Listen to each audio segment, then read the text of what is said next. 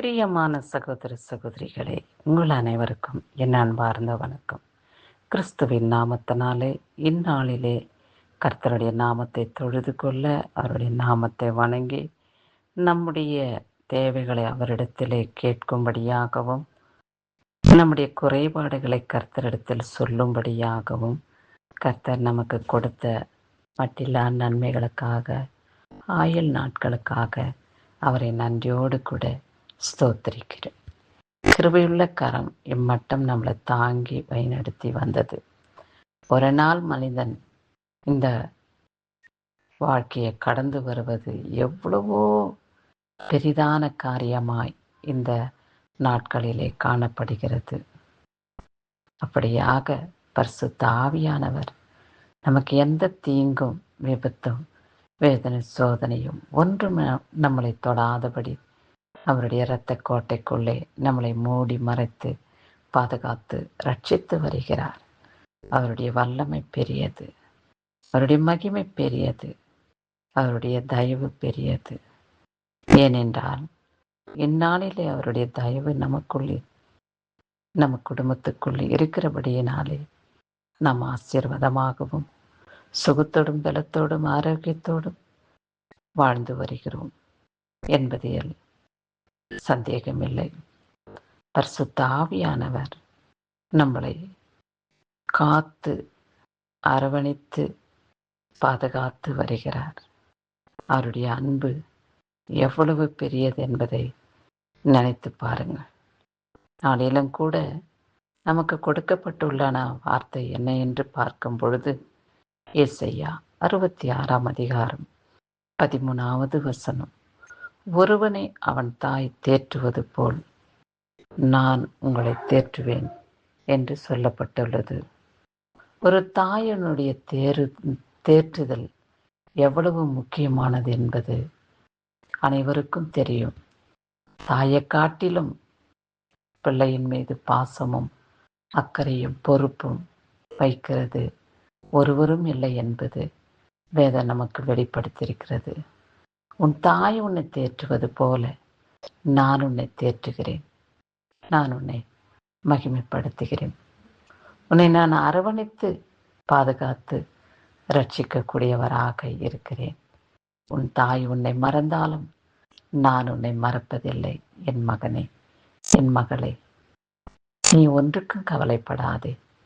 எனக்கு தாய் தகப்பன் இல்லையே என்னை தேற்றுவதற்கு, என்னுடைய பாரத்தை அவர்களிடத்தில் சொல்லி நான் நிம்மதி அடைவதற்கு, என்னுடைய வேதனைகளை யாரிடத்தில் சொல்லுவேன்? எனக்கு தான் தாய் தகப்பன் இல்லையே, உறவினர்கள் இல்லையே, நான் தனிமையாய் இருக்கிறேனே என்று துக்கிக்கிறாயா? என் சகோதரனே, சகோதரியே, ஒன்றுக்கும் கவலைப்படாதே. தகப்பனை போல சுமக்கிறவராகவும் தாயை போல தேற்றுகிறவராகவும் இயேசு கிறிஸ்து உங்களோடு கூட இருக்கிறார். இதோ நீ வலதுபுறம் சாயும் போது, இடதுபுறம் சாயும் போது, என் மகனே பார்த்து போ என்று உன்னுடைய கரத்தை பிடித்து நடத்துகிற தாயாக, தகப்பனாக உன்னை பின்தொடர்ந்து வருகிறார் ஏசப்பா. ஏசப்பாவை நீ பற்றி கொண்டால் அவருடைய அன்பிலே நீ நிலைத்திருப்பாய். அவருடைய மகிமையிலே நீ பாதுகாக்கப்படுவாய். ஆகையாலே ஒன்றுக்கும் கவலைப்படாமல் என் தேவனாகிய இயேசு கிறிஸ்து எனக்கு தாயாகவும் தகப்பனாகவும் இருந்து என்னை தேற்றி, என்னை பலப்படுத்தி, என்னை பாதுகாத்து வருகிறார் என்று மன சந்தோஷத்தோடு, மன நிம்மதியோடு இயேசு கிறிஸ்துவுக்கு நன்றி செலுத்துவாயா?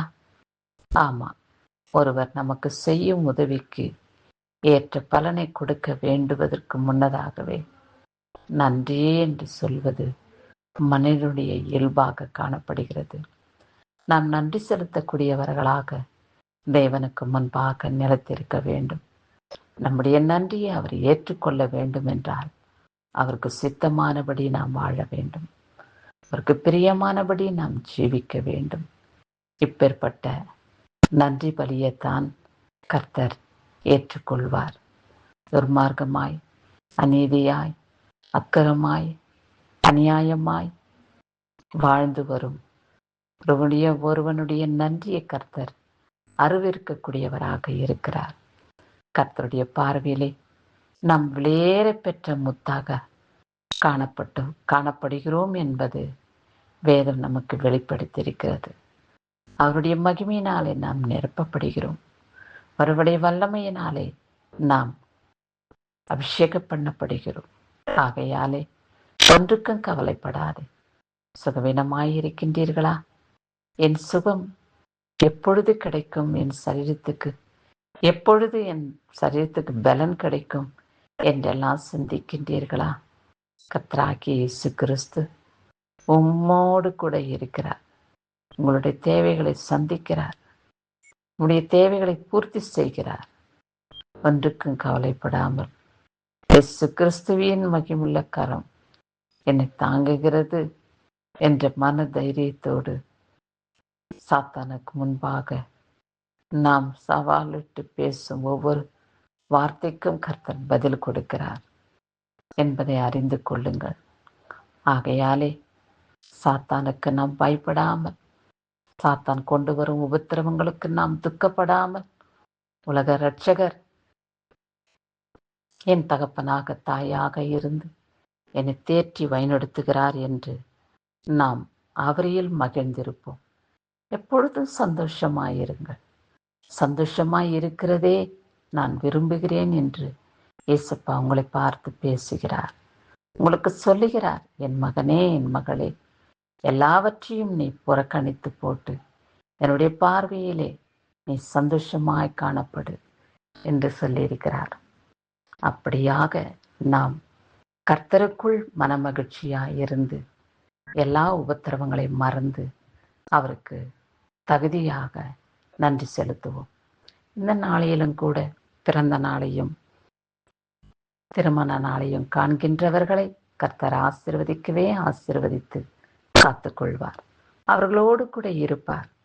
தேவைகளை பூர்த்தி செய்வார். நீடித்த நாட்களாய் அவர்களை சந்தோஷப்படுத்தி ஆயு நாட்கள் பெருக செய்து மனமகிழ்ச்சிக்குள்ளாக நிரப்புவார். என் மகனே, என் மகளே, நான் உனக்கு தாயாக தகப்பனாக இருக்கிறேன். உன்னை பின்தொடர்ந்து வருகிறேன். என்னை நீ பின்பற்றுவாயா என்று, என்னை நீ கண்டுகொள்வாயா என்று கர்த்தர் உங்களை பார்த்து பேசுகிறார். ஆமாண்டவரே, உம்மை பின்பற்றி நீர் என்னோடு கூட இருக்கிறீர் என்று உம்மை கண்டு கொள்ள பரிசுத்த ஆவியானவர் மூலமாய் என்னை நீ நிரப்பும் என்று அவரிடத்திலே நிலைத்திருப்போம். கிறிஸ்துவுக்கே சதா காலங்களிலும் மகிமை உண்டாகட்டும். ஆமேன்.